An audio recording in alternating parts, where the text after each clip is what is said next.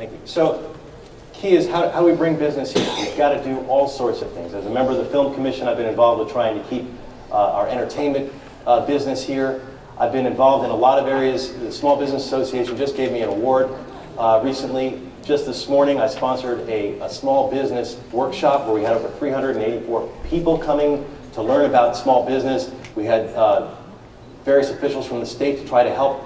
We need to roll out the red carpet to increase business friendliness for this city. In terms of getting rid of the gross receipts tax, which was the beginning part, of course I would love to get rid of the gross receipts tax, and I'd like to see us move in that direction. But it's not something we can just rip the carpet out from under, because there's tremendous revenues in that. We need to find a way, because I do believe as we scale that back that it will pay for itself over time, but we need to have revenue to backstop that and come up with a thoughtful way to make it all work. And that's what I have experience in doing. Thank you. Next, Terry. Well, we need a thoughtful way to do it. I've got one.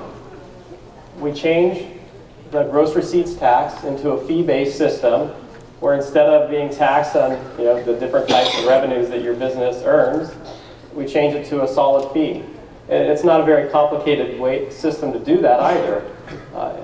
There's $400 million or so in the city budget, I believe, that is typically generated by this tax, by this fee, and we have 400,000 businesses. It averages about $1,000 a business, let's say.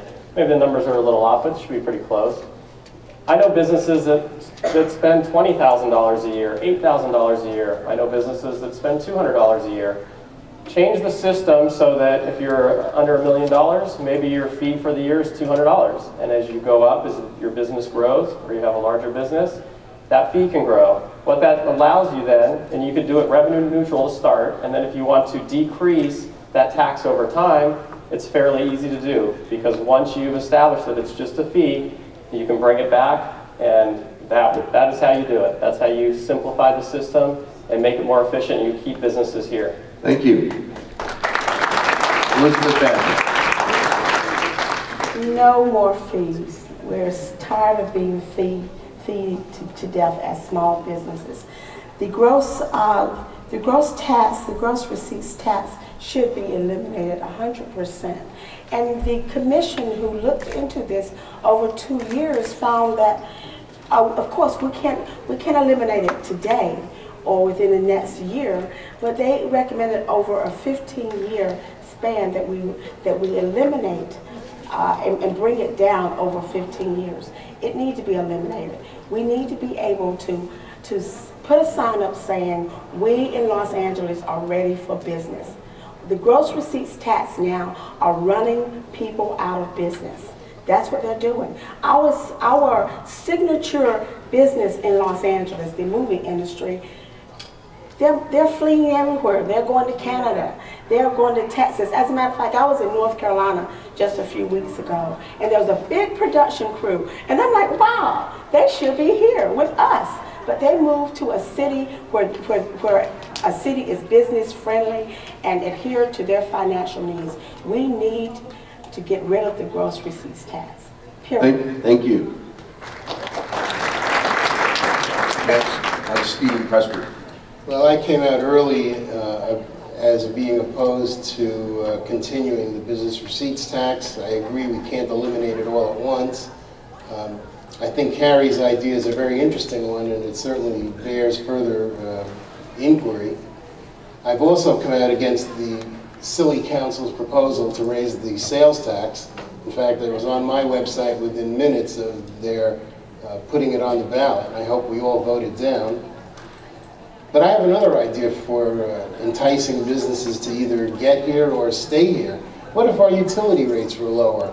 What if the city didn't raid DWP's budget every year to balance the general fund's budget? What if all of the waste that goes on at DWP were eliminated? What if businesses could rely, and all of us who are homeowners or residents, could rely on really low utility rates? What could that mean to business activity here in Los Angeles? And I think that's what I would spend some time working on. Thank you. And finally on this question, Scott Silverstein. Well, Let me tell you, I'm at the front lines of dealing with the gross receipts tax because I am a real estate broker and I do move companies in, to, and out of LA. Calabasas is 5 seconds from my office. I mean, my office is in Calabasas, as a matter of fact. But we move companies to save money.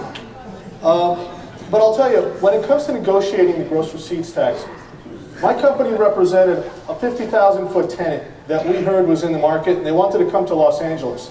And they were going to pay $5.60 per thousand. It would have cost them millions of dollars a year in gross receipts tax. So we went to the mayor's office, and we told them that you're now going to bring in this 50,000-foot user with thousands of employees. You know what? They made a deal. They changed the structure of the gross receipts tax, which goes right to Carrie's point. It's unfair when somebody's paying $5.60 and somebody's paying $1.50 per thousand. So if we neutralize it, if we make it level, it will help. I also tell you the city has a 2-year moratorium when you start a business. So what the city is doing effectively is creating a competitive disadvantage for those of you that have businesses in the city already. Because if somebody moves in next to you that doesn't have to pay the tax for 2 years, he now can reduce his prices because he's not paying that tax. Thank you. Thank you very much for that question. We'll have one more question related to the financial health of our city, or the lack of financial health.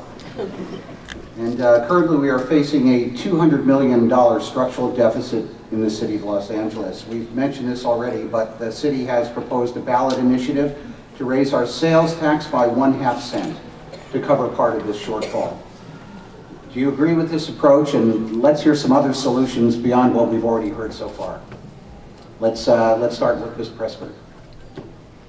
Well, one solution is to negotiate in a very tough fashion with the city's public employee unions, who I think it won't come as a shock to any of you who have your own businesses, people at similar levels of profession and experience earn far greater salaries with the city than they could ever earn in the private sector.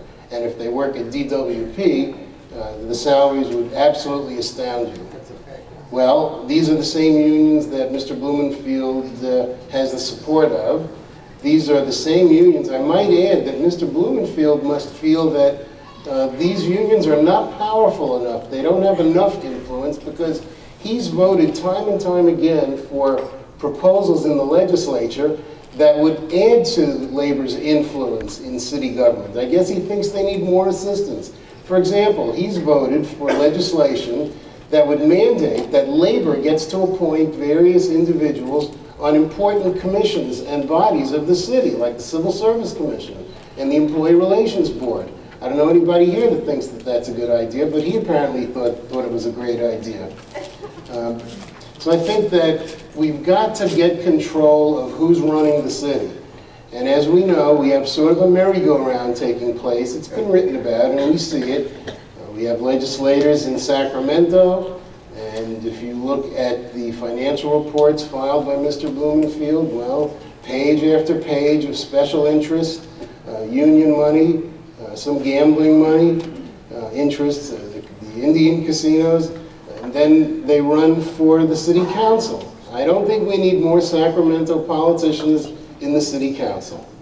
Ms. Pearson, ideas on our $200 million deficit?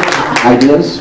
$200 million deficit, of course, is initially addressed by the pension reform, but not wholly. You know, one of the things that is very clear is that when our controllers go through and they talk about the changes that should be implemented in departments and how we should save money, it's never implemented. When they talk about how there's revenues out there that are uncollectible, but no one ever actually goes and collects them. There are systems that could be implemented such as accounting systems that are automated, that we have not done a thorough enough job within City Hall to actually organize. They've been resistant to, say, a city manager, but they don't want to take responsibility. It's interesting that DWP in the charter reform was kind of given a carte blanche to be by itself, and that's where this whole back and forth with them has started. It's also interesting that the DWP and your rates are going to go up because we know that the Assembly enacted legislation that requires 30% green alternative energy. And that is extremely expensive, and no one actually knows how that's going to be met. So we're not really talking about reducing, we're talking about trying to salvage what we have going here. We need a better relationship with the state, and we need a better relationship with all of the entities that come to LA to take from us, rather than to figure out how they're going to help us. Thank you. Mr. Blumenthal, sales tax deficit? The $216 million deficit that the city currently faces. Well, that might have scared me 4 years ago when I first became the chair of the Budget Committee in the Assembly. But $200 million off of a $7.2 billion deficit, talking about 14%. When I came to the Assembly my freshman year, we were staring down the barrel of over $40 billion. And in my time, and I was the first freshman ever to be made chair of the Budget Committee, because I have that kind of financial experience. Over the last 4 years, we have gotten the state back into the black. I've presided over cuts of over $54 billion, but we did it in a balanced way. 76% of it came from cuts, 24% of it came from revenues, courtesy of Prop 39 and Prop 30.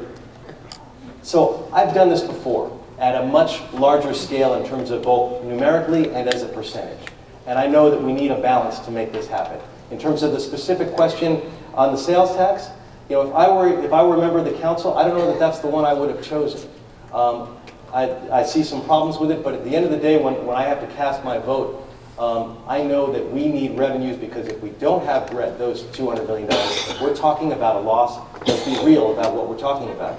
Firefighting, 70% of our city budget is going to public safety. If we don't have some sort of revenues and soon, we need to make all these reforms, but we're going to suffer in terms of our public safety, our response time, and the critical things that impact our quality of life. Thank you. Ms. Badger, revenue, sales tax,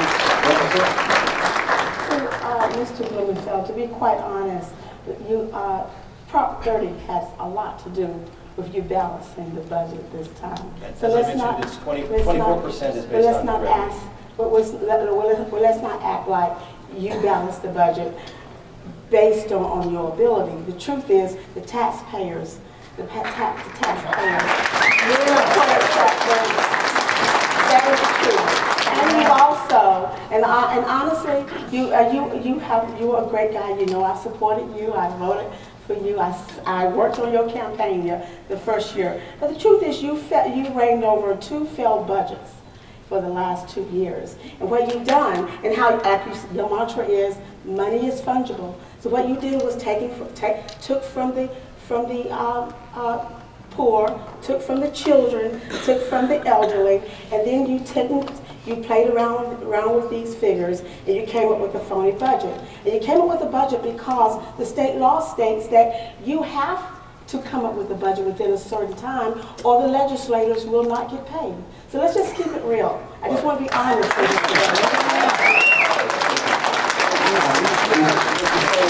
today.